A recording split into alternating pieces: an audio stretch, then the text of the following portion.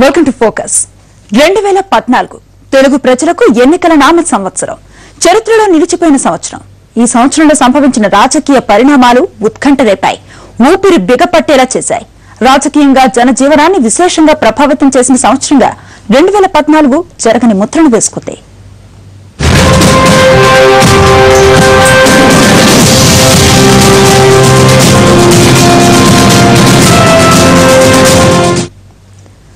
ఒకే జాతి రెండు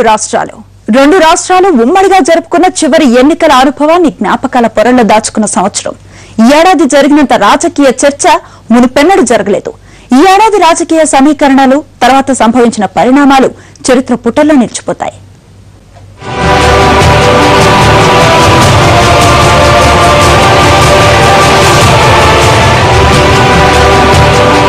ఒకే జాతి మధ్య రెండు వాదనలు పతాక స్థాయికి చేరిన ఘట్టానికి కాలగర్భంలో కలిసిపోతున్న 2014 సాక్షి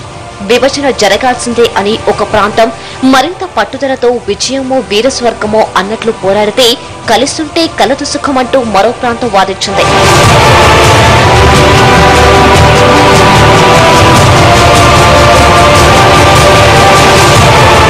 ఒక సంవత్సరం అనేక ఎన్నికలు కొన్ని నెలల వ్యవధిలోనే ఇన్నేసి ఎన్నికల అనుభవం తెలుగు జాతికి ఇదే తొలిసారి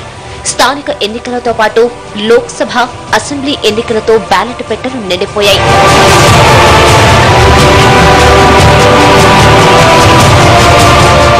ఎన్నో రాజకీయ సమీకరణాలు ఎవరు ఏ పార్టీలో ఉంటారో ఎప్పుడు ఏ జెండా మోస్తారో తెలియని అనిశ్చితి ఎదురైన సందర్భం కొత్త పార్టీలు పుట్టుకు వస్తే కొందరు పాత పార్టీలకు రామ్ రామ్ చెప్పేస్తే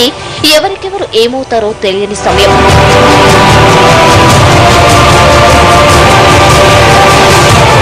రాష్ట్రాలుగా విడిపోయాక చివరి ఉమ్మడి ఎన్నికలు కొందరికి మోదం మరికొందరికి ఖేదం ఏపీలో సింగిల్ సీటు కూడా దక్కక కాంగ్రెస్ విలవిలలాడితే వైసీపీ జోరును ఎవరూ ఆపలేరనుకున్న అంచనాల్ని తలకిందులు చేస్తూ టీడీపీ విజయబావుట ఎగురవేసింది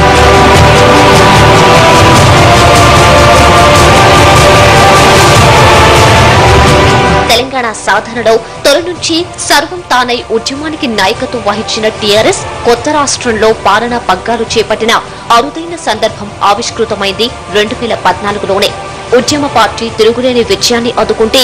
రాష్ట్రాన్ని ఇచ్చామని చెప్పుకున్న కాంగ్రెస్ కి ఇక్కడ పరాభవమే మిగిలింది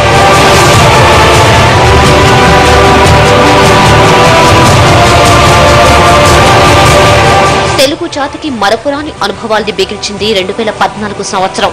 విజయం ఒకే పాఠం చెబితే పరాజయం 10 పాఠాల్ని నేర్పిస్తుందని అంటారు 2014 తెలుగు క్యాలెండర్ ప్రకారం జయనామ సంవత్సరం అంతా జయమే జరగాలి అందరూ విజయం సాధించాలన్న ఆశలు ఆశయాలను మోసుకొచ్చిన సంవత్సరం కానీ జయనామ సంవత్సరం గెలుపోటములను ప్రజలందరికీ సమానంగా పంచింది మరెన్నో పాఠాల్ని నేర్పించింది